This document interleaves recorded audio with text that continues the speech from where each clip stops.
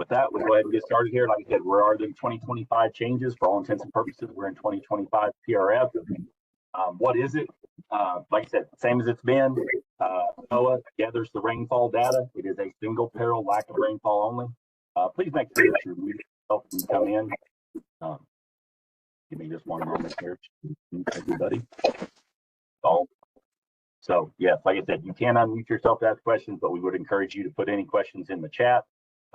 Have you muted on entry, but if you accidentally take yourself off, please do make sure that you are muting yourself. So I appreciate that.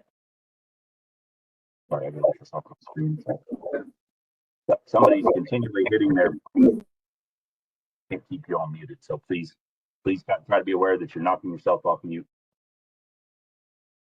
So PRF, rainfall, NOAA, National Oceanic and Atmospheric Administration, they're keeping track of the data. This is single peril, lack of rainfall only. The data goes back to 1948 up to current. PRF has always been, not always, but it has grown to become available into 48 contiguous states. And this year you can see they've added Hawaii.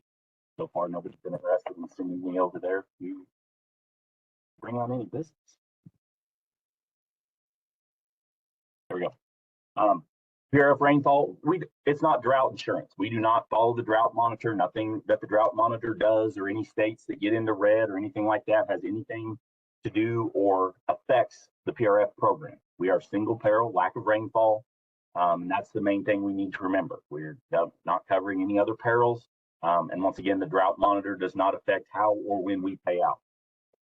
PRF technology, like I said, there is over 6,000 reporting stations that they gather. I remember when this slide said 3,000. So they are continually adding them. That still does not mean that there is a rainfall gauge in every approximately 12 by 12 mile grid. So not every one of them have them. The question comes is, when do they cut off the time? We've all seen it where, it's the 29th of the month and we get 5 inches. And, for the whole 2 months of that interval have been showing that's going to pay off. And on the last day, we get 5 inches and they're like, and it throws you out of a payment. Well, how long do they continue to report that information? They go until 8:55 Eastern time on the last day of the interval. That question's been asked, so there's that information there for you. They go up until 8:55. The program doesn't say that your rainfall is going to be spread out evenly over the entirety of the interval. It just said that it will fall anytime within the interval. So from the first day through 8:55 Eastern time on the last day, that is the time frame they're using to gather the rainfall information for that particular interval. They do use 4 reporting stations. I remember when that used to say 3. So they've expanded that a little bit. They'll talk about using the 4 stations, even if you have one inside of your approximate 12 by 12 mile grid. That does not automatically mean that that's the only rainfall gauge they're going to use. They're going to always use 4, the 4 closest to the grid that you're in, including if there's one in there. But they're going to use 4, and then as you can see, they're going to use the Cressman method, which is a math problem, to interpolate what happens in any given approximate 12 by 12 mile grid. Reporting stations, the question's always asked here, well, where are the reporting stations? Here's a website. I've had people say, well, that doesn't tell you where all of them are. Well, they're probably never going to tell us where all of them are, simply because, people are people. Ask the 2 old men in Colorado that are serving out life sentences because they thought it'd be neat to put a pipe blade over it. So it's kind of one of those deals where we can kind of tell you where some of them are. We can't tell you where all of them are. This is some of the best information we have. If you have other information, certainly utilize that. This slide, I think, is interesting. It kind of talks about the growth in the program over the last several years. Get something out of your way. This is an industry slide. This doesn't just have to do with NAU. Like I said, it goes up through 2024. And as you can see there on the far right, it talks about some high loss ratios. And you see there in 2021 and 22, got some high loss ratios. I think that's kind of interesting to watch. Look at the amount of policies earning premium, increased from 2016 from 20,000 up to over 65,000 policies. The amount of acres in the program from 51 million up to over 297 million. As marketers, when we come and we sit in your offices and we talk to you about, you're always wanting to know, how do I grow? How do I increase the amount of business in my agency? I think PRF and LRP are 2 products that are currently taking off. I think these are 2 very good options to increase the amount of policies, acres, and premium earning, policy earning premium in your agencies. And I think this slide really personifies that. This is another slide here. Just kind of shows that. Just shows the growth in the acres since 2016. Just the line graph, just kind of showing what we showed on the previous slide. PRF changes. The biggest change, maybe not the biggest change, probably Hawaii being the biggest change. The next one, they added this verbiage into the annual forage policy for 2025 back in April there. And they've added the same verbiage in for PRF. Basically, this says RMA has told us repeatedly, don't put cover cropping acres on these policies, and people keep doing it. So now they're saying that if we find that you put cover crops on an annual forage or PRF policy, you'll be required to pay 60% of the premium with no possibility for any indemnities. So just kind of something to be aware of there. Make sure that we are double checking that this is whatever PRF acres you're putting on are suitable for the type that you are choosing. 2024 reminders here. This is just talking about double crop, and this really goes back to annual forage. It's really not going to be much double cropping in the PRF. Shouldn't be anyways. So this just kind of talks a little bit about that if you get into a double cropping situation, but as it says here, mostly for some, going back to annual forage. Organic section, they did add organic there a couple years ago. They've added organic practices. Same organic rules that would apply if you were in row crop apply here. Mostly where you're going to have to get your certificate. There's transitional, but there are some options there for organic. Has different county-based values. It's organic types or something that you're looking into. They do have that option in PRF now. Most of the changes we're going to go through now, and I do apologize, we're going to kind of go along with the last couple years changes simply because there were very few changes for 2025. This change came across last year. You guys know for several years for the grazing type, you had to prove the amount of share that you could have in the PRF policy was derived from the livestock on it. They give the definition of livestock. Last year, they added bison to that. Please note there in the middle, they need to be part of an agricultural operation and not for other reasons, including animals produced or maintained for hunting. If you've got some type of reserve, they're not going to include that for PRF. Wild free roaming animals, none of these are going to qualify you for livestock. So they just kind of remember that definition. If you're utilizing the grazing type, there is a definition for what the government considers to be livestock. Make sure here that at acreage reporting time, the ground is suitable for the practice that you choose. They've always said this. Last year, they added the verbiage of cannot be so covered by woody vegetation or cacti. If it's going to be under the hang type, you have to be able to mechanically harvest it, and that's kind of what they're getting to here. Is it needs to be, it cannot be so covered by woody vegetation or cacti, and then nor so steeply sloped that it cannot be mechanically harvested. What they're talking about there. They do have, this goes back to what we talked about. They've added organic irrigated hay and non-irrigated haying. They've got the organic type that's out there. It does have its own county-based value. We've hit on the 8:55 cutoff date. So that is out there and available. Like I said, 8:55 Eastern time is when we do cut off, or when NOAA cuts off any of the recording of rainfall data that they utilize for any given interval. Social Security and EINs on this one. If you guys have any errors here, they are always before and still pretty much for the most part do. The PRF policy locks down acres. The policy itself, it locks down after the sales closing date where you're pretty much set with what you have. They did add this verbiage in that allows you to possibly update a Social Security number or EIN, proving that you can prove that the error was inadvertent. Simply stating that it was an accident isn't going to cut it. There's going to have to be an extenuating circumstance that would possibly allow for that Social Security number or EIN to be changed. You do have a 30-day deadline appeal for good farming practice if it's noted that good farming practice weren't utilized, or you don't feel like that it was taken into account. It's 30 days to appeal that. Here, the main thing they're talking about here, as we mentioned already, you do have to prove those livestock records in any given year. And just like you would for row crop or anything else in crop insurance, any reviews that you do, you need to keep that information for 3 years. So if you have livestock, the lease agreements, anything like that, you would need to keep all of that information for 3 years for any review, same as you would for any other review in any other thing having to do with crop insurance, any subsidized policy. You would need to keep that data and verifiable livestock records for 3 years for any given review that you need to be part of. Compliance rebating. We talk about rebating all the time. We have to fill it out on the form that yes, there was no rebating in the gathering of these acres on the acreage report form. They've given some very specific PRF ones here. All four of these pertaining specifically to PRF. I would certainly read through these. They didn't make these up on their own, so they found them happening.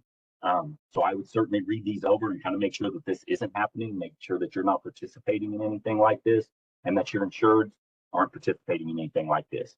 I know it's kind of been an agitation where people owned the ground and couldn't insure it because they had no ownership in livestock. So they were able to peel the acres to certain people to get kickbacks and different things like this. And that's where a lot of these rules came from. So I would certainly read these over and make sure that you're not participating in them. Like I said, they didn't make these up on a whim. They saw them happening. Provision reminders, they've added the veteran farmer rancher. We know those are out there. Just make sure, like I said, this is the way to get cheaper premiums. And so I would certainly, if they do qualify for veteran farmer rancher, beginning farmer rancher, I'd be looking into those.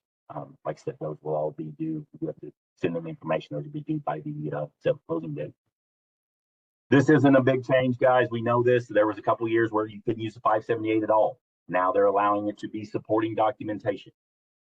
Just make sure that you have your lease agreements in place. Make sure they're timely signed, and that they know that they have control of the ground on December 1, on the sales closing date, acreage reporting date. They need to know that they have control of the ground. Doesn't mean that they have the control of the ground January 1. Maybe it's at a point next year. That is okay. But they have to know that they have control of that ground at some point next year or on January 1 on the acreage / sales closing date of December 1. The 578, like I said, supporting documentation isn't going to finalize a claim or a review. It's helped, but it's not going to finalize anything. So make sure you have those lease agreements in place. If you have ground that crosses the U.S. border, goes into Canada or Mexico or out into the water, we're not going to insure ground going into any other country. The approximate 12 by 12 mile boundaries are overlaid by longitude and latitude lines, and they don't follow any boundaries of any kind as far as, roads, county lines, state lines, country lines. They're not going to follow any of those. They're simply overlaid longitude and latitude lines, so they could cross over out into, like I said, into another country. And so if that happens, you'll only be allowed to insure the ground that is within the United States. NOAA data changes. Kind of pay attention to this one. They came out with this there a couple of years ago, but basically they're RMA is giving themselves 1 year. That if NOAA comes back and they said, well, there was an error in the data that we gave you, RMA is giving themselves 1 year to go back and get it back. And the bad thing about that is RMA isn't going to be the one that's doing it. You as agents and us as AIPs, we're going to be the ones going out getting it and getting the black eye. It is unfortunate, but they're saying, like I said, that not all the time NOAA is exactly, if on the possibility that NOAA is not spot on the data, RMA is giving themselves 1 year to go get the money back if that's what they deem necessary to do. So they're telling us up front that they can do that. We're telling you up front that they can do it if they deem it necessary. Point of reference. This change has been around for a couple of years. We know that we have to have a point of reference on all non-contiguous fields. You would need to have it on. If you have different practices, you need to have it on each practice. The good thing here is no longer do we have to go onto RMA's website to get these point of reference. We can utilize AIP points of reference, and we do have that in our system. We can show you how to do that. Jimmy will show you how to do that with Key 11. Point of reference functionality in Easy Rider Pro. Like I said, there's a button right there in Quick River where you put update points of reference, and it will go out and automatically put a point of reference on every non-contiguous field, and it'll update it on the acreage report. You go that route. Point of reference keying, this just kind of walks you through how to do it. Once again, Jenny will show you. Here's a reference. There's tips and tricks on how to do it. It is out there available. Leases and determining share. Share is going to be dependent upon the ownership in the cattle for the grazing type. Make sure that we have your leases in place, timely signed. What happens is we go out to do a review. They call you next April and they're like, hey, we've got a review on your property. Make sure you have everything in order. And the insured runs around and gets everything signed, and he signs it in April because that's when he got it signed. We're telling you right now, telling you up front, these are not acceptable. They have to know on the acreage reporting date, December 1, that they have control of that ground. So as you're signing these guys up or re-signing them up, say, hey, did you add or delete any ground? Do you have all your lease agreements in place? Do you know that you have control of this ground at some point next year? These are things that you as agents need to be asking them. Simply, anything we talk about now is an angry conversation we don't have to have later. Lease certification form is available. It is out on the website. It's not a replacement for a lease. It will work in lots of situations. We have one out there. Nothing's better than an actual lease, though, guys. I mean, like I said, get those leases signed, have the legals on there, both parties signing them. This is much better than trying to fix everything afterward. The last sentence really encompasses everything on this slide. It's going to come down to a case-by-case basis. You can try to beat the system in 6 months, or you can get ahead of it today. Choice is yours. Lease certification form. This is like I said, it is out there and available. It works in some situations. I will not stand here flat-footed and tell you that it works in every situation. So I would encourage you to get those lease agreements in place. Important reminders, records showing insurable interest in livestock. We know this. You may own the ground in its entirety, but only have 50-50 ownership in the livestock. If you choose the grazing type, you will only have a 50% multi-peril policy. It does not matter that you own the ground. The other thing is, if your ownership in the cattle is 50% and it's Jeff Miller Farms, but Jeff Miller owns the ground, once again, you do not have any coverage because Jeff Miller Farms owns the cattle. Jeff Miller Personal would need to lease the ground to Jeff Miller Farms. These are all things that we need to be thinking about. Like I said, cannot stress, if you have questions on the lease agreements, reach out to your marketer, reach out to your underwriter, reach out to compliance. We would love to have any conversations before the fact other than angry conversations after the fact. As you can see down there at the bottom, failure to supply this documentation, you're going to owe the premium. That's one thing about PRF. You're never going to get out of the premium. It just depends on what we do on whether you get paid or not. Give me one moment to mute everybody again, please. Make sure you guys are staying muted, please.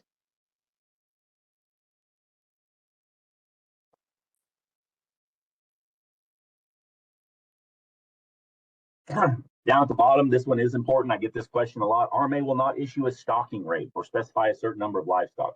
That's a good thing. Different parts of the country have different stocking rates. They're not telling you how many you have to put anywhere.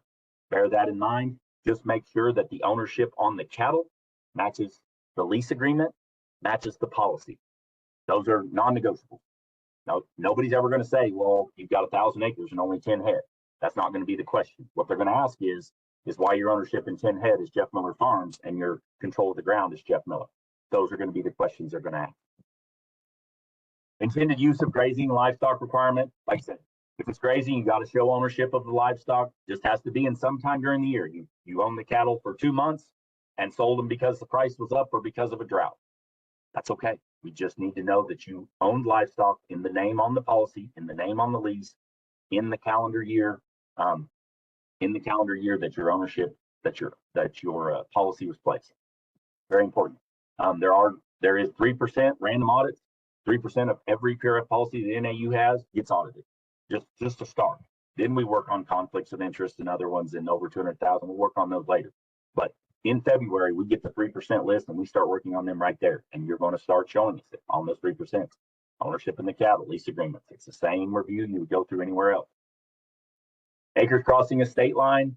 If they cross the state line, that is okay. You can't insure everything, but the coverage is going to be, the policy is going to be in the state where the majority of the acres are located. Native sod. Native sod does come into play a little bit with PRF. You can see here, it is only, the native sod applies only to these 6 states here. Kind of keep that in mind, that it has to do, when you get into native sod, it depends on whether you've been in PRF or coming out of PRF. If you're working on the native sod, like I said, be aware of how PRF can affect you in these 6 states here. Special provisions still in effect. If you're in Arizona, Nevada, and Utah, one thing, there's a slide here in a little bit talks about, there's, you don't have to insure all your acres and there's no maximum or minimum. That is correct. Once again, we're in crop insurance, except for Arizona, Nevada, and Utah. For the intended use of grazing, insured must be a minimum of 60 contiguous acres. 60 contiguous acres. So 3 sets of 20-acre fields aren't going to cut it. You've got to have a minimum of 60 contiguous acres. You're going for the grazing policy type in Arizona, Nevada, and Utah. So just kind of be aware of that. Typically, there's no minimum, but these 3 states are a little bit different. The reviews, I hit on that a second ago. We talked about the 3% that we get from RMA, 3% of all the policies that each AIP has. We also, anything over 200,000. Anything over 200,000, we are going to do those just like we would in anything else in crop insurance. The 3% random ones, and then conflict of interest. All 3 of these reviews are done. And they all are going to look for the same thing. If you have grazing, they're going to look for ownership in the cattle. They're going to make sure that any lease agreements that you have regardless of whether it's haying or grazing. Any lease agreements that you have are on the exact same name as they are on the policy.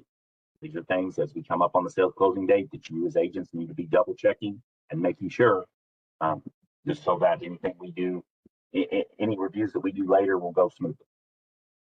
Here, you can go out into form, go on the resources, agent portal, resources, down to forms, click in rainfall, and all the applications have been updated. Checklists are out there. They're also available at the end of this presentation.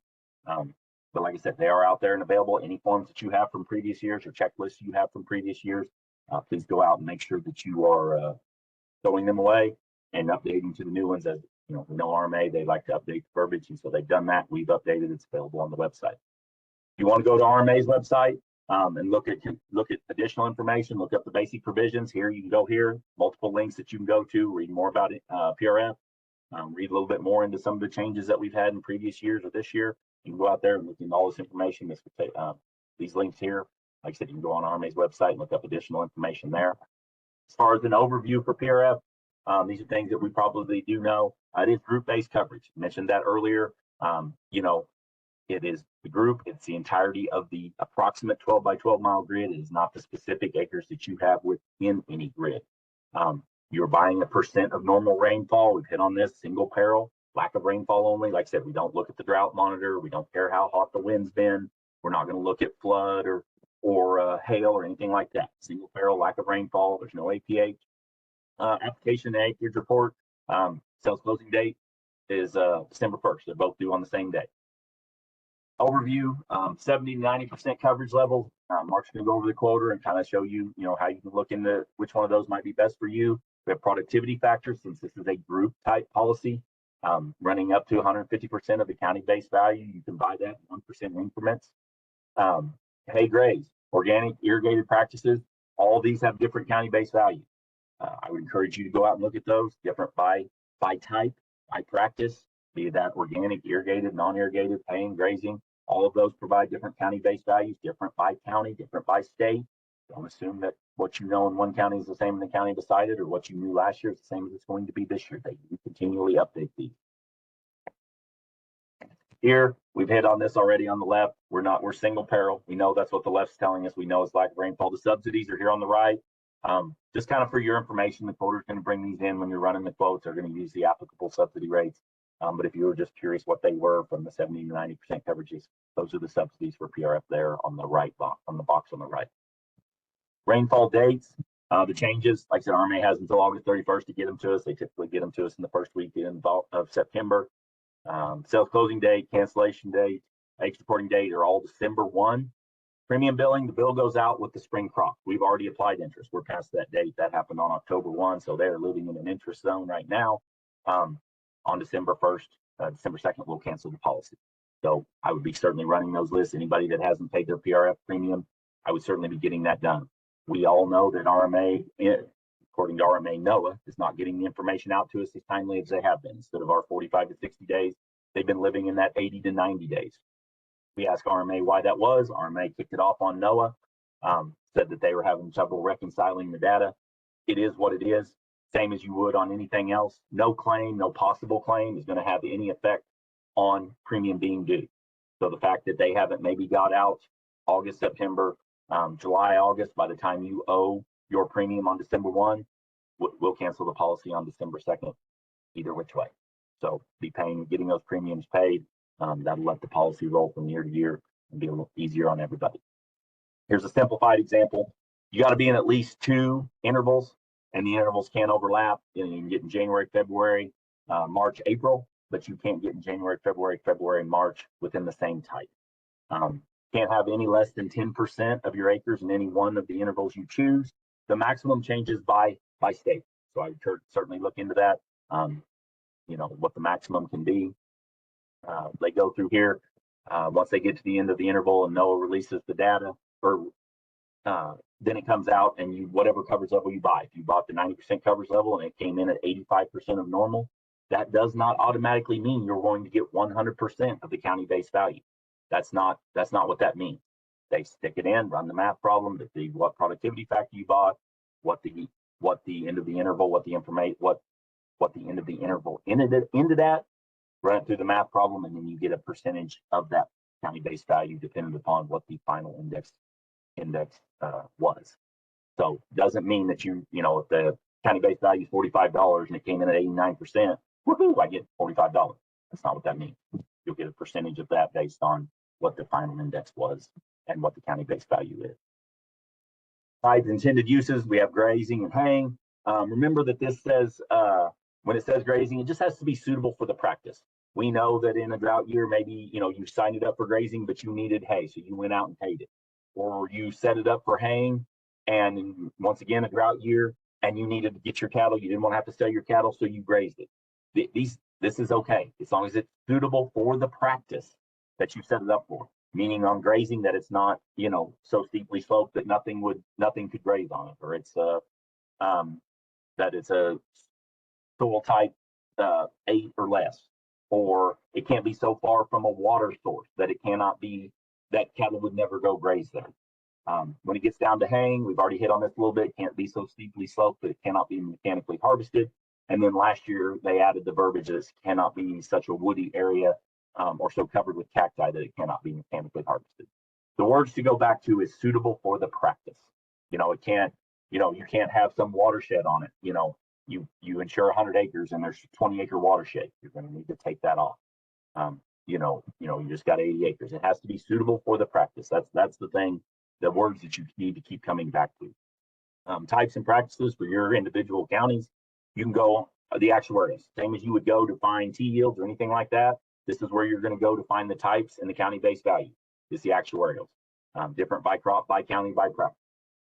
Here, this is just kind of reiterating what I just said. You get down there to the bottom, they're showing county-based value. You can see in 4 different states across 3 different types, every one of them has a different county-based value. So I encourage you to go look at those. They do update those on a yearly basis. This is just talking about that you can't overlap. I talked about that. You can have January, February, March, April, but you can't have January, February, March by type. Now, you have January, February, March grazing, or no, January, February, March, April grazing, and you can have January, February, or you can have February, March on the haying type. You can mix and match there. You can have different coverage levels by type, and you can mix and match the intervals by type. But within any type, they cannot overlap, and you cannot have different coverage levels. This is just talking about kind of how to set up the policy. Insurable acreage requirements, not required to insure 100% of the acres. This has been the same as it's always been. You just have to prove that you have control of the ground. You can separate them out into grazing and haying. You can have both or either one individually, whatever you decide to do, as long as that ground is suitable for the practice or type that you are choosing. The grids, I've hit on that. You heard me say a couple times today, approximate 12 by 12 mile grids. And that's what they've always been. The closer you get to the equator, I've had guys say, I had somebody in Mississippi call one time, like, well, 13 by 13 down here. You're correct. The closer you get to the equator, due to the curvature of the earth, at the equator, they're actually 17 by 17 miles. So the words that we keep using are approximate 12 by 12 mile grid. So this is just kind of explaining that. This is showing what the grid looks like. Like I said, it's overlaid by longitude and latitude lines. Do not follow any state boundaries, county lines, country lines, anything like that. No highways, simply an overlay of longitude and latitude lines. We hit on the, when you're selecting the grids, we hit on the points of reference. If you have 2 different types, you have grazing and haying within any one grid, you will be 2 different points of reference for the 2 different types. Percent of value. This one is when you're doing your acres, you're going to tell us what the total acres are. Say you've got, 1,000 acres, but you're only going to insure 500. Then you're going to put a percentage of those in any of the intervals. The minimum is always 10 nationally. That it's always 10. However, as you can see below, right below that line, Nebraska and Kansas, the maximum is 60. South Dakota, North Dakota, the maximum is 70. North Carolina, South Carolina, the maximum is 50. Certainly be checking these. Like I said, checking these by your state, knowing what your maximums are. As I said, your minimum is always going to be 10%. When you get done, the percent of value that you place in any interval will have to add up to 100% even. You can't put, 47.2 and what is that? 2.8. That's not going to pan out. Yes, it comes up to an even number of 100, but it has to be even numbers. So it's going to be, 17, 18, 20, however you divide them out, there are going to be even numbers that come up to 100% evenly, not 99.9 or 100.1. RMA does have a support tool. If you want to go out there and utilize it, Mark's going to go through ours in a little bit. If you want to look at more than one, it's completely fine. RMA does have a support tool. If that's something that you're interested in, if you are utilizing a private party one, that is completely fine as well. The index intervals, we've hit on this a couple times already. Like I said, got to be in at least 2, maximum of 6. They act as mini insurance period. The government is supposed to release the data 45 to 60 days after the end of any interval. They have been taking longer. That is what it is. We are kind of at their mercy in that. County-based values, this is reiterating what we talked about. You can buy up to 60 up to 150%. It's a group type policy. This is just showing what we talked about earlier, that different county-based values by county, by type, several different types, by haying irrigated, non-irrigated, organic, grazing, different county-based values, different by county, by state. Certainly be looking those up. Those are available in your county actuarials. This is just giving you the different types that we've hit on today. Productivity factor, you can buy it in 1% increments from 60 up to 150%. Personal opinion, you're not going to find this written down anywhere. This is kind of where I like to go. If premium isn't where I want it to be, too high or too low, I play with the county-based value. I try to live in the upper tiers of the coverage levels as far as 85 and 90%. I feel like that increases my opportunity for a payment. And then if I need to adjust premium, I utilize the county-based value. That is a personal preference. You're not going to find that written anywhere. You do what works best for you and your insured.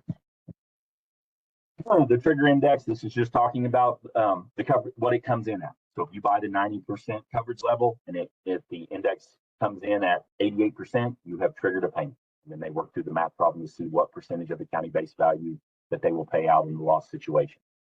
The information is released. RMA puts it out in the actuarials, just like when they release it later, SCO, ECO, they release that information at a later date and they put it out on the website. RMA does the same thing. They release it to us. They put it out on the website. You can go out and look for yourself exactly where those intervals came in at and what the index is, and you can look it up. Mark will show you some reports that we have where you can look it up in our system, but you are always welcome to go to RMA's website, to the actuarials, and look it up for yourself. Applications out there. It is out there. It has been updated. It is a group type policy, so there is going to be a disclaimer that you're going to have to sign when sending it in. This is the application, just kind of showing you how to fill it out. Like I said, Jenny's going to go through, but there'll be a kind of showing you how to get this set up on the website. Acreage reporting requirements, share, irrigated practice, intended use, point of reference, the grid ID. These are all things that are going to be on your acreage report. Once again, cannot emphasize enough, make sure you have your lease agreements in place. Down at the bottom, it talks about not having to insure all of your acres. That is true, except for, we go to the very bottom line, Arizona, Utah, and Nevada, they do have that minimum of 60 contiguous acres. I mentioned earlier where I talked about you're never going to get out of the premium on PRF. It's just going to depend what we do with the indemnities. And that's what this is talking about. If it's outside of your control, you have the lease pulled, and the owner, he says, landlord, he says, yes, I pulled it from him. He did not know. He's going to have to fill something out, telling us, yes, I had no, we took it away from him. He had no control over it. Whatever the situation, mind you, these will be handled on situational basis, but you were able to prove that it was outside of control of the insured. He will pay 100% of the premium, but he can continue to have indemnity. The other example is you walk away from the contract. You're like, no, I'm not gonna pay it this year. I don't have control of that ground. That is on you. It gets to May 1 and you put the ground in under haying or grazing and you say, corn price is up. I'm going to tear this up and plant it. Okay, once again, you are going to pay 100% of the premium throughout the entirety of the year, but you will only be eligible for indemnities up into the first day of the month of whatever interval you entered into. You can have indemnities through that, but after that, there'll be no more indemnities and you will pay 100% of the premium. In both of the instances, you'll note that I said you pay 100% of the premium. That will be the case. It just depends on the situation, what we do with the indemnity. Acres not insurable, we've hit on this, so steeply sloped or so far from the water source that it couldn't normally be grazed, so steeply sloped, or covered with water that it couldn't be mechanically harvested, so covered with cacti or woody vegetation that it cannot be mechanically harvested. These are things to keep in mind. Can't be annually planted. We know that that's an annual forage deal. Cannot insure acreage acquired after the acreage reporting date. You picked up 1,000 acres in January, good for you. But you're not going to update or modify the acreage report at that time. It's, like I said, you're kind of locked in once with what you send in the first time. Now, if the acreage is planted before July 1st of the previous year, meaning you planned it for July 1st of 2024, it could be eligible, depending on the type of crop planted, for PRF for 2025. That's the date that they give us, as far as, when does a perennial crop have to be planted to be insurable in the following year? That date is July 1st. Rainfall units, crop, intended use, index, interval, share, practice, county. These are the units, the unit structure by grid. PRF tools and easy quote. Mark's going to go through this. Here's a screenshot. I'm not going to live on this page simply because Mark's going to show this live in just a moment. Right here, increase in the PRF. This is an article that Rich shared last week. I just thought was interesting. You can click on the link and go read it yourself. It kind of goes along with the slides I showed earlier where I talked about how the policy has grown over the last 10 years. And that's what this talks about. The southern region doesn't pertain to the southern region of NAU. It pertains to the southern region of the United States moving into the southeast. And it just goes right along with those slides, just showing a very large increase in the amount of acres in the program. The loss ratios for those acres. It just kind of shows how PRF is continuing to expand and be a policy that I think insureds can count on and agents can continue to grow their books of business. With that, Mark, I've been seeing several changes come or questions come through. Kind of been able to cover everything. I think so, Jeff. You might just kind of read back down through there to make sure I didn't miss anything. If you see anything that that you wanted to add to or change, but yeah, you might double check those. Okay. Is there any other questions? Like I said, you can continue to put them in the chat. I'll monitor it. I'm going to give this turn this over to Mark. He's going to work on. He's going to go through the quoter here for you right now. Okay, can everybody, Jeff, can you see my Easy Rider Pro dashboard? Yes. Okay, perfect. All right, guys, so I am in the demo system here. So no information should come across here. So we're going to go into our new quoter, something we've been working on now for quite a while. Excited that it's out. I think you're going to find it a lot easier. Keep in mind, if you like the old one, if you go, I don't want change, I don't like change, perfectly fine. I am in the 2025 crop year, which we're going to need to be in to quote PRF. But under this blue ribbon here, where easy quote has always been, if you go into this one, it is going to take you to the old quoting system, and it will work, and it's going to continue to work for a while. Like everything, when we bring something out, we don't want to take away the old one because we know change is hard for some people. But I do think you're going to really like this. So to access this, don't hit here on the blue ribbon. We're going to go over here underneath the MPCI tab up at the top left, and we're going to drop that down to Easy Quote 4. Now yours is going to look just a little bit different when we go into this. All you're going to see is this rainfall index tab. We are working on some other things, but this is the only thing you're going to see is the rainfall index. So Easy Quote 4, and we're going to select rainfall, and it's going to bring us into our new quoter. You're going to see it's going to have a lot different look and feel to it. The same attributes box is going to pull up, and we'll just kind of start going through here. I'll work through, we're going through a new policy or a new quote, if you will, for now. And then I will show you how to pull up an existing one. As Jeff said, Jenny has done a great job with the video that's out there now that's going to talk about how to create a temp policy. We have the ability now to update a current policy so we're not having to do information twice. So we'll go through all that. But for now, we're going to start in here. So it's going to say it's going to make you pick. I was in here earlier and I had Kansas and Barton County selected. So it remembered that where I was at, but you can change this to whatever you would need. We're going to select our county at Barton, and we're going to have two options, apiculture or PRF. So we're going to pick PRF. It's going to default to rainfall. That's what Jeff just got done telling you about how the program works. And we're going to select grazing to start with. The thing I like about it is now, we used to have to pick an interval. We had to get an interval to get past this screen and then make our changes. Well, now we don't have to. It's automatically said, it's grazing. So there's no irrigation practice for grazing. There's no organic. It's going to default to 90% coverage level. at 150% productivity factor. It's going to default to 100 acres and 100% share. Change that to whatever you want. If you know the guy has exactly 342 acres, put that in there if you want to. But this is just going to get us started. I'll show you how we can adjust and edit these things here in a moment. So we've got everything put in the top. So now we got to figure out, Jeff talked about the approximate 12 by 12 mile grid. Well, how do we determine where that grid's at? Maybe you know the grid. If so, if you drop this down, there's a list of all the 12 by 12 mile grids in Barton County, Kansas. All right. Probably not going to know that grid number. So now, and we've always had this lookup feature, but we have added some really neat enhancements. We've heard what you said. And so I'll point out a few things here. So first thing, up here at the top under search, you can now search by farm, track, and field number. So a lot of times I know we're working off an FSA 578 they bring in, and here's my certified grass. You know that the farm, track, and field number, we have to be able to locate what grid it sits in. So now you can search by the FTF, which is awesome. So like I say, this is a great way to look it up. Going to take you right into that field or that farm or that track to determine what grid we're in. Maybe you know where you don't know the farm, track, and field, but you know the address. Well, if we drop this FTF down right here, we can search by address. We can, if you know the latitude and longitude, congratulations, you're the only person I've ever met that actually knows those numbers. So, to me, this is fairly useless information, but if you know it, you can select that and search by that as well. Search by the address. You don't have to have the exact mailing address. If I just put in Great Bend, Kansas and search,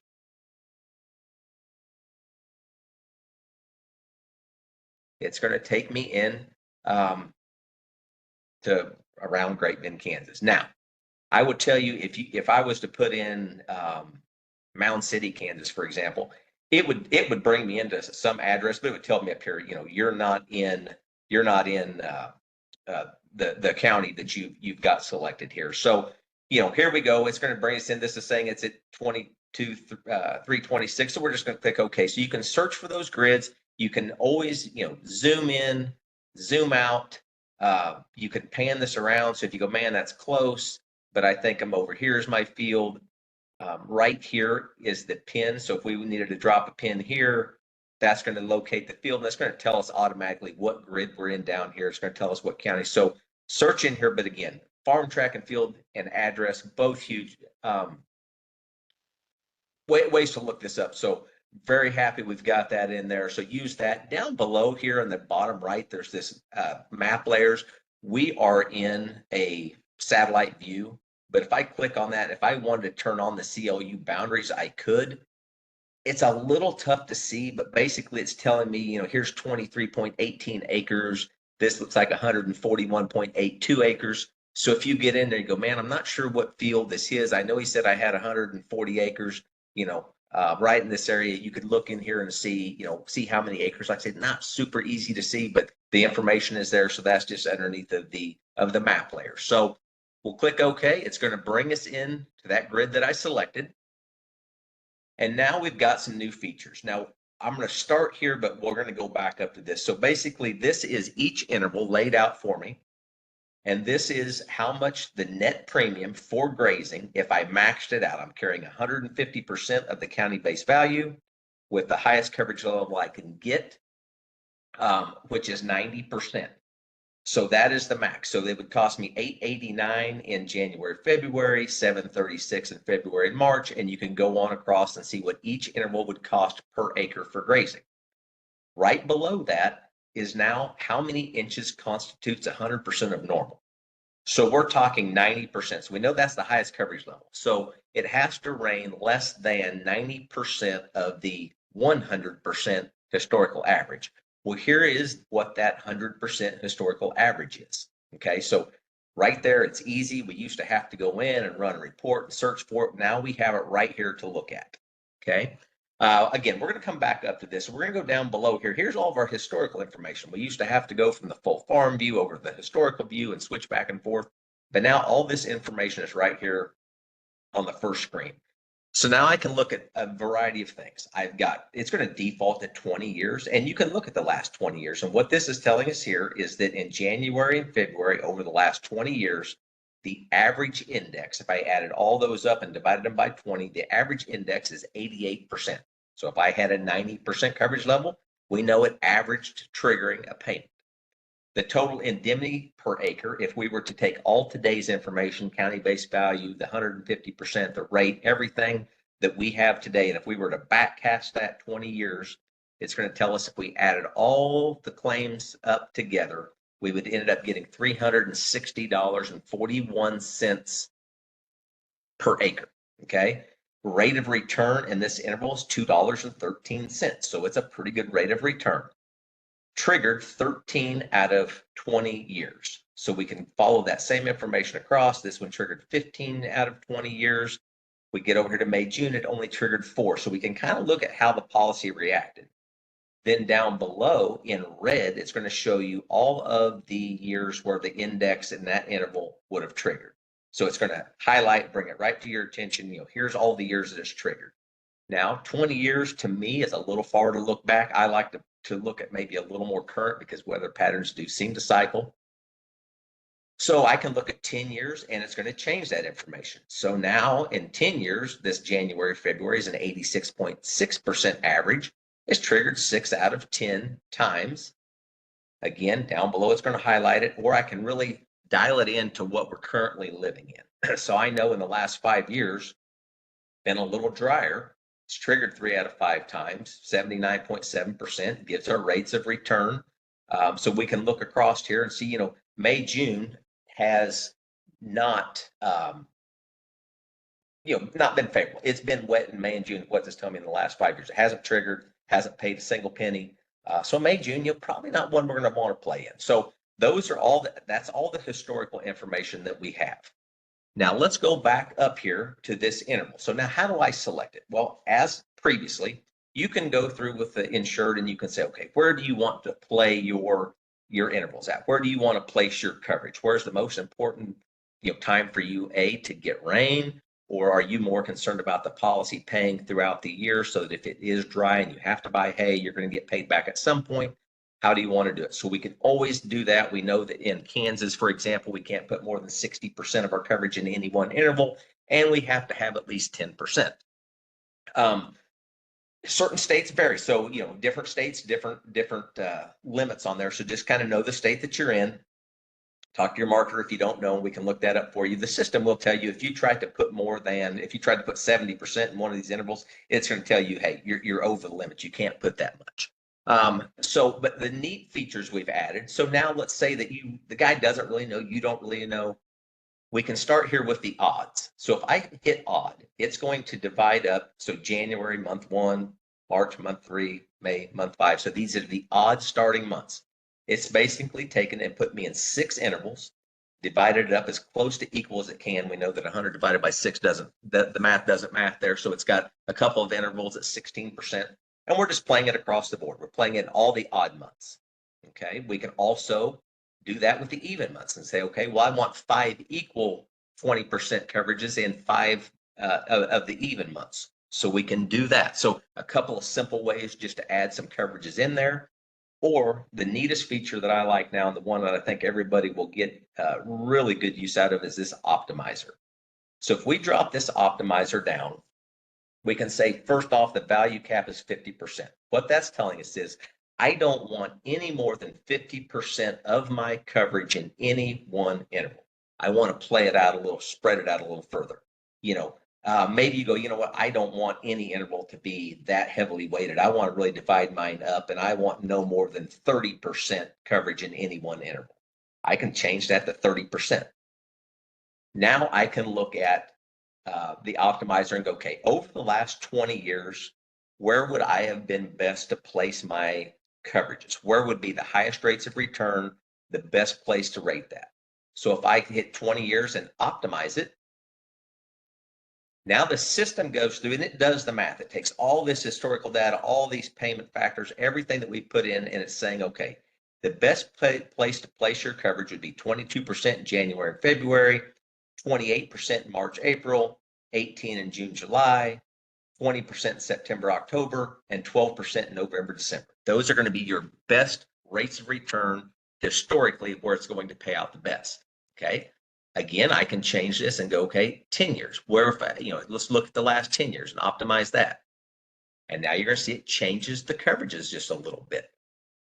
It's changed them around. And again, over the last 10 years, where it would have been best to place it. And I can do the same thing. Again, live in the now a little bit and go just the last 5 years. You can see I told the system I didn't want more than 30% in any one interval. So I know right here it maxed out. If I changed that to 35, 40, or left it at 50, it may bump this coverage up and put a little heavier weight on this. But it's going to go through and it's going to do the calculations for you, tell you where the best place to place your money. Kind of takes the guessing game out of it a little bit. Again, do what you want. It's the insured's policy. He can place the coverage where he best needs it. This is just letting letting technology do what it does, and that is compute where the best chances of getting a return on your premium are. So we go through here and he says, okay, this is where I want to be at. I want to optimize it. And now we're going to go down below and hit save and look at some of the other features that we have. Okay, so I've got grazing added. Maybe I need to go in, maybe he's got some hay ground as well. I'm going to go in just like we always have been able to do. I'm going to go up here to the big plus sign. And I'm going to go ahead and just quickly add haying as my type. Now I have to give it a little more information. Is it irrigated or non-irrigated? We're going to say it's non-irrigated, and we're going to say it's non-organic. And again, it's going to go through and it's going to max it out. If I want a different level by practice, I can select that button right there. We're going to leave it here, and we're going to just select another grid. Again, it's telling us the same information we had for grazing, but now it's for haying because we have a higher base value. So the premium's obviously higher. We're just going to go in and quickly optimize this, save it. And now I've got both practices listed, haying and grazing. Okay. So now we can do a few things with the policy. We're going to go over here. One thing I would point out to you is right under here, this include in progress. I would highlight that. I've actually requested that maybe this be defaulted to be turned on. And basically what this button does, when I go in here with this unclicked, and if I go down here to the historicals, you can see it stops at July and August. And these little asterisks next to this tell us that these haven't been officially released by RMA yet. These are estimated, if you will. But there's no information for August, September. There's no information for September, October. Obviously, we're not through October yet, but I don't have any information in here. If I was to hit include in progress, and then again, just double click any line on any practice, and it brings us back into the historicals.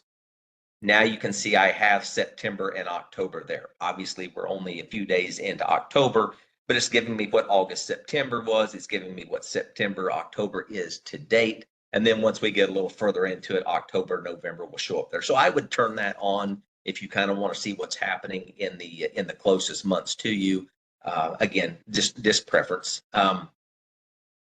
Edit is going to do the same thing. If I hit edit, it just brings me into the attributes box like I had. But again, you can just double click on any of these lines to get back into that same information if you want to make changes. If I need to duplicate coverages, if I want to delete a coverage, these buttons work just as they have previously.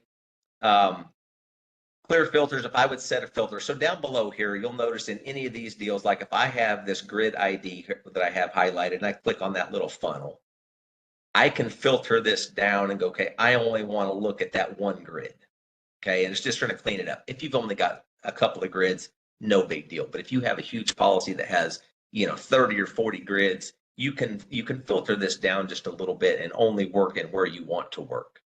And then we can just clear the filters if we don't want it there. Each column is that way. Maybe you want to see these columns in a different order. Perfectly fine. If I just click and drag on the column, I can now put gross premium after net premium if that's what I wanted to see. And I can change that back.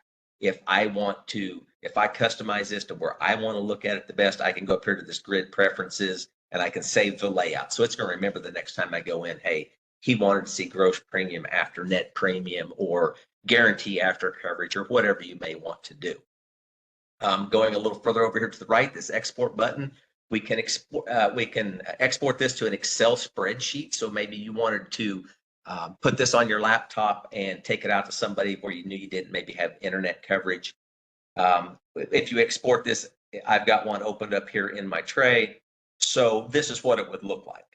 What it does here, it doesn't allow us to play with the productivity factor, but it does allow me to change the coverage level. So right now 70% is on here and it's telling me what my net premium per acre is. Well, if I change this to 90%, you can see my net premium went up significantly. So you can export those out to an Excel spreadsheet and work from that if you so choose.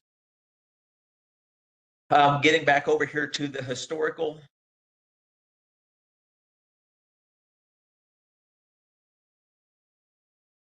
So now I have, you'll notice here when I didn't have anything highlighted, this historical index was not on there. So I've got grazing, I've just got one line. It doesn't matter what line I have selected. I can start kind of playing the what if game. How would this policy have worked if I had had it in the past? So I can go to this historical index, and you'll see over here on the right currently, I've got the number of acres insured at 200. I've got $36,654 worth of coverage between my grazing and my haying ground, and my net premium is $4,175. If I can backcast this to any year I want to look at by hitting historical index, now this first column over here on the left, this is just what I have highlighted. I've got July, August, I've got that line highlighted, and that's what that's telling me. It's giving me same information, 5 and 10 and 20 year historical averages. It's giving us the indemnity per acre, the rate of return. But over on the right, this is how the policy would react. So all of the grids together, both the practices, everything I have elected, how would this policy have paid me previously? And I can look at any past year. So maybe he goes, how would this have worked last year if I'd have bought it in 23? Well, I'm just going to highlight 23 and hit apply. And I can see last year, if I'd have bought this policy, I'd have got about a third rate of return. I've got $12,000 in indemnity coming to me and a $2.88 rate of return. So this policy worked well. I basically tripled what my premium was. 22, probably the driest year any of us remember since 2012. I can select 22. And 22, I'd have got $17,000 at a $4 rate of return. I can go back, everybody remembers 12. So we can go back and look at 2012. It paid $9,000. So show them the good, show them the bad. I usually try to find, maybe an interval that didn't, it looks like maybe 18 was fairly wet. So let's look at 18. Well, still paid $9,500. So, you can go through and show them as many years as you want to. As Jeff said, this is a historical policy. Is it going to work every year? No, likely it's not. Is it going to work every 3 to 5 years? Probably so. And that's what this information is telling us, historically, how would this have worked? No, there's no guarantee going forward. Obviously, we can't predict the future, but the past is a pretty good predictor of the future. And like I said, these weather patterns cycle. So this is a way to kind of go back in and just test how the policy was. Kind of shows the insured, how this would have worked for them. So once I'm done with that, I can hit clear historical, go there. The add policyholder, add agent, your agency information is going to pre-fill in here, but you can add the policyholder right here so that all that information's in there. So when we get to the point where you go, hey, I want to print this application off because I don't want to reinvent the wheel and have to handwrite everything in. I've done that. So just add your policyholder. And now we're going to go over here to, we're at the home page. So here's your create temp policy. Again, Jenny has a video out here, walks you through this. So I'm just going to click on this to show you. Looks just like it would for an MPCI policy. It just takes you into Pro. You're going to key everything in, follow Jenny's video, key it all in, and you're going to have your temp policy set up in the system. Okay. If I click on the Documents tab right next to it, now here's where we're going to run our reports at. So the first thing we have is full farm.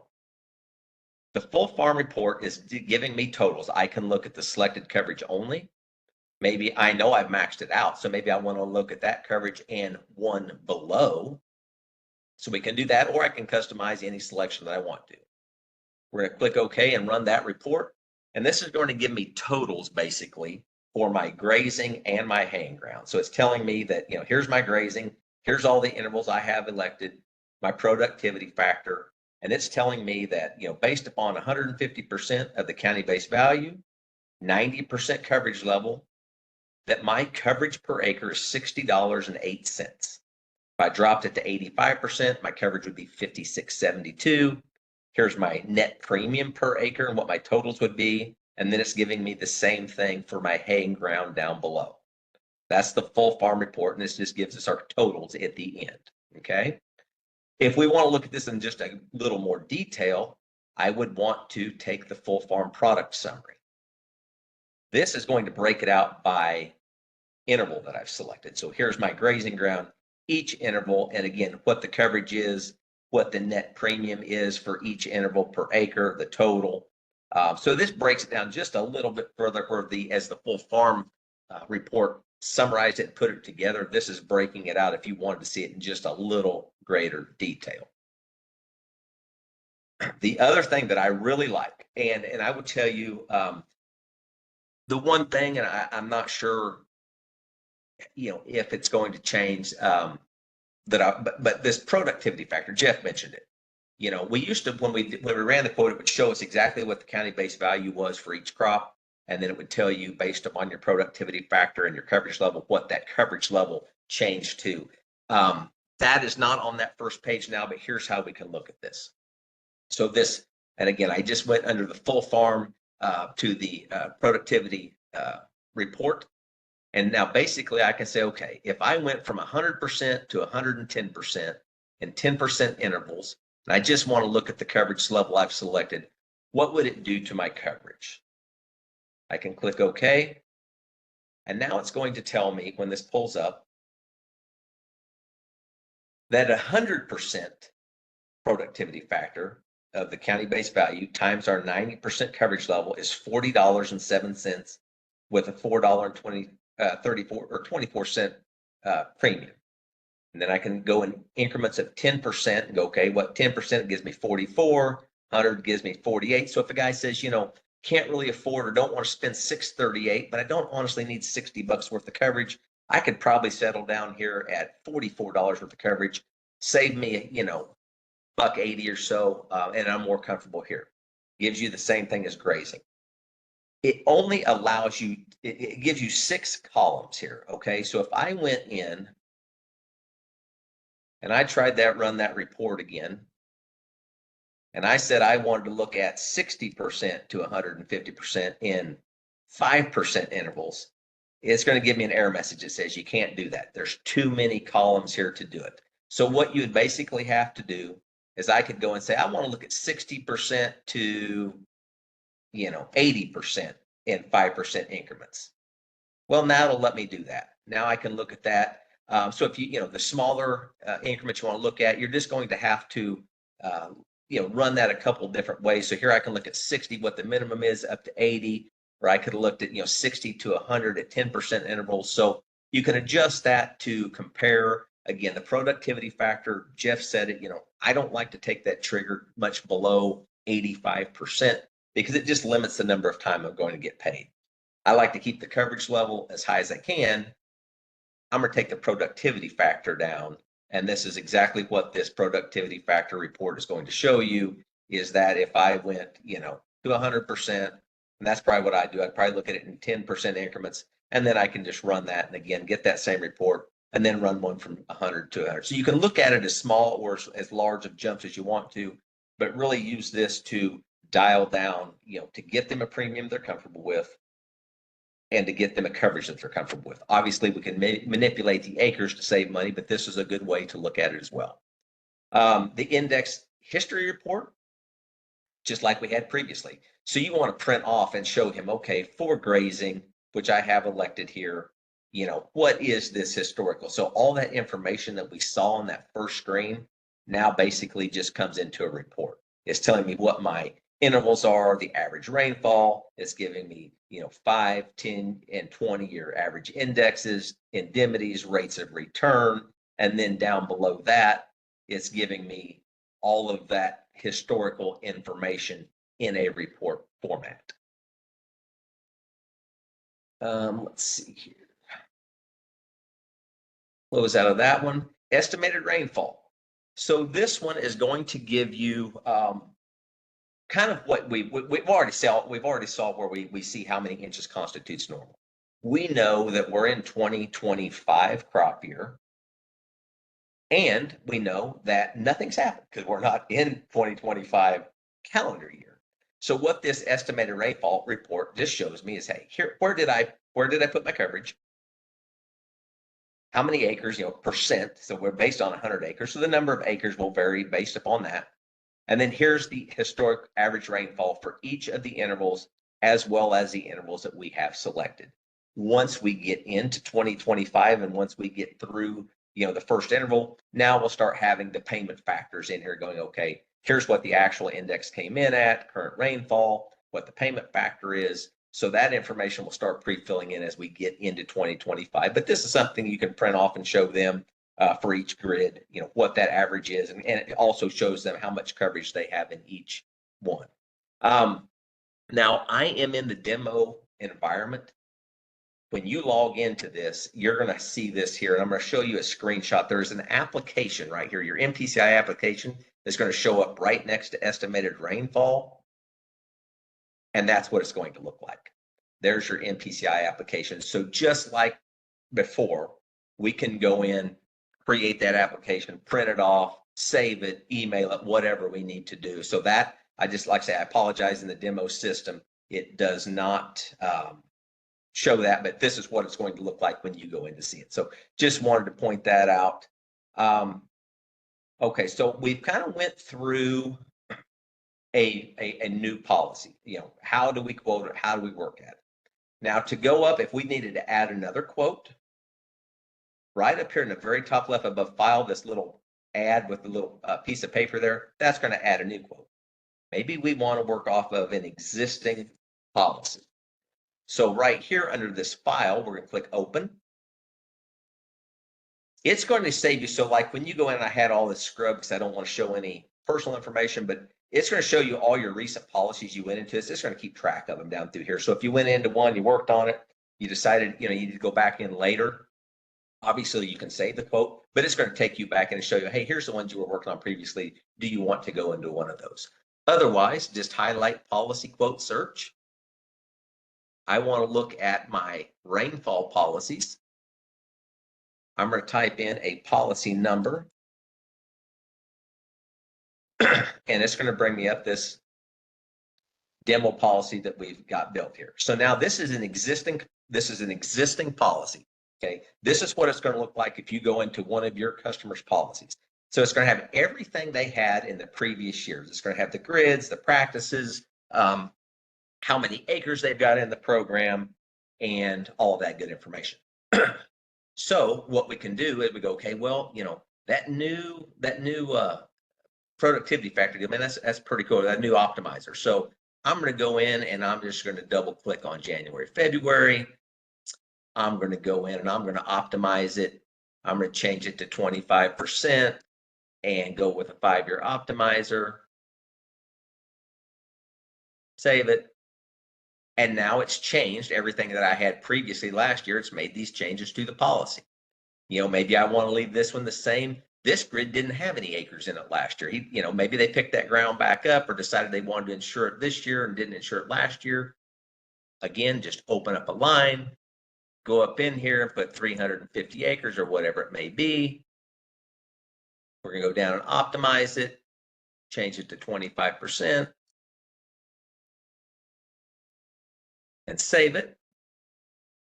Well, now I've got my 350 acres in that grid. If I needed to go in and add a new grid, I would simply do like we did before, go up here and hit the add button, add my, different grid, different practice, whatever it may be. We've had the ability to go in and make these changes before, but then what would you have to do? You'd have to go into Easy Writer Pro and you would have to make those changes in there as well. Well, right here, and I'm not going to hit it, but right here is the update policy.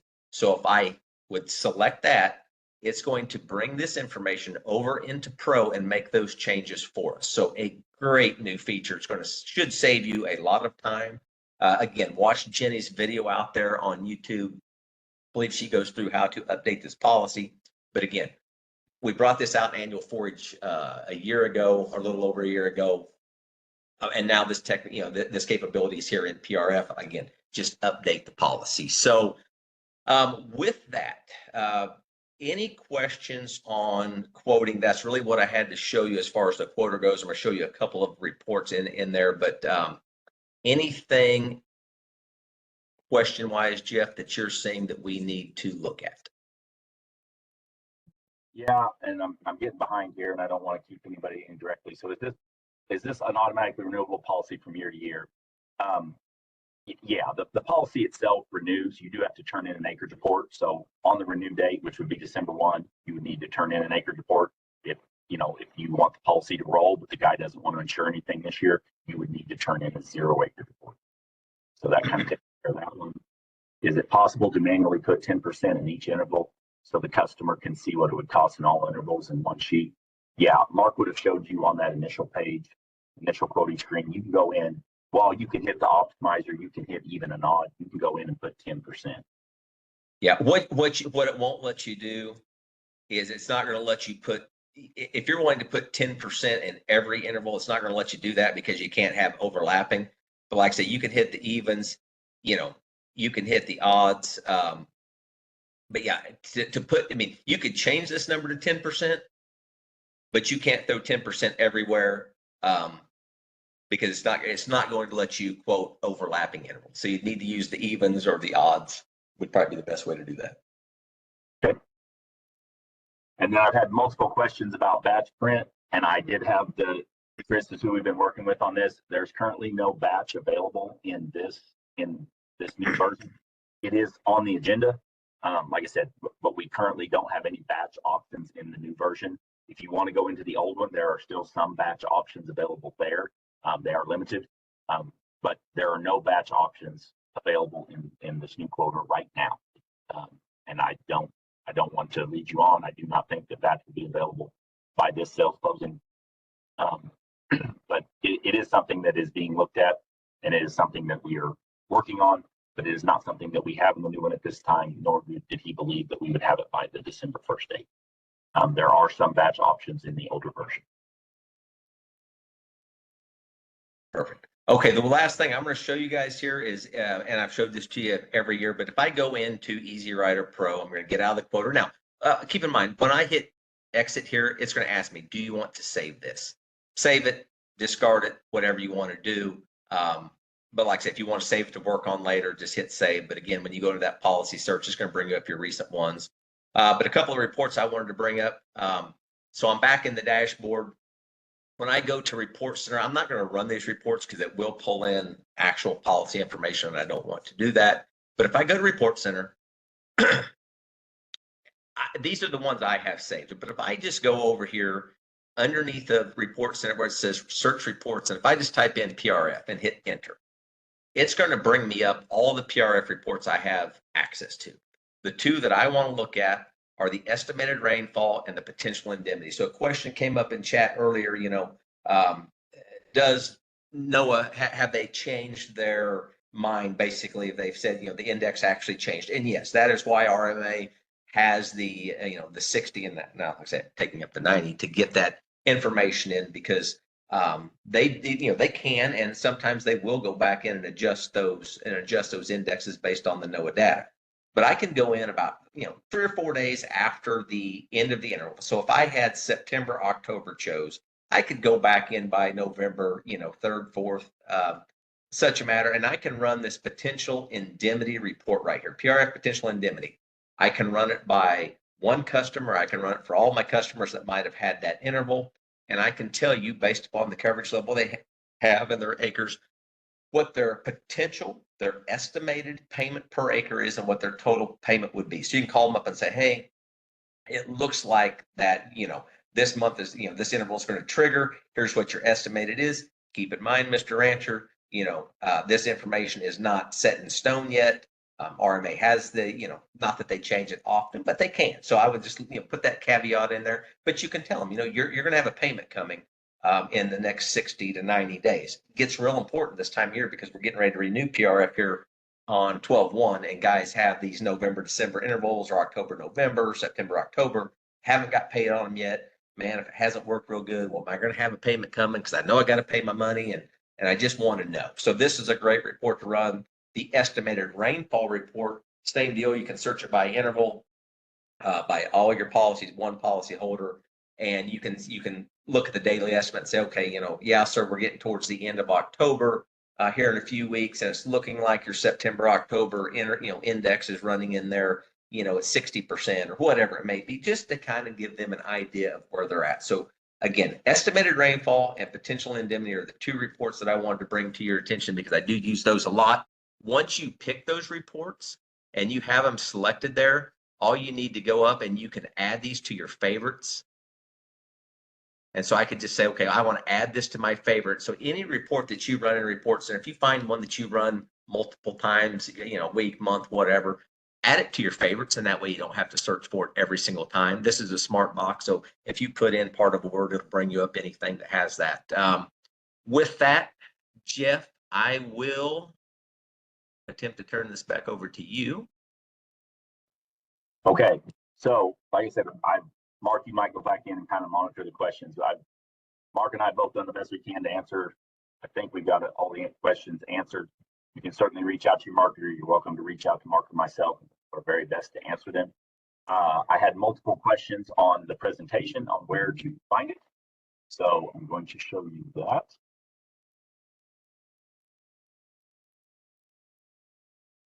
The presentation the initial presentation was here. I went to the agent portal. I went to training, down to help library. Here it is, 2025 PRF webinar PowerPoint. That's the PowerPoint that I used in my portion. Mark's portion will be available. We're going to get that out here shortly. I'll scrub it and we'll get it out on the YouTube website. You will come right same place. You'll go to training, down to videos. That's going to take you right here. Right here is the webinar that Mark and I referenced a couple of times, talking about Jenny being the policy, basically taking it from where Mark started the temp. Right here, you can go in and watch this, and this will go ahead and allow you to go through, continue to set up the policy and get it ready for signature. The video of everything that we went through today, the entire presentation that Mark and I just did, will also show up out here on videos towards the end of the week.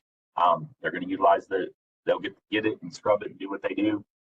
Probably the end of this week, the first of next week. Both videos will be out here on the YouTube website. Once again, you go to training, help library, and then down to the 2025 PRF PowerPoint webinar. That's right here. That's what we just gave you. Then you can come right back to training, go to videos. Benny's video is right here, Keying at 2025 PRF policy in Easy Writer Pro. This is getting the policy set up in Pro. The entirety of the presentation that you just saw that was recorded will be out here also under videos and available the end of the week, the first of next week.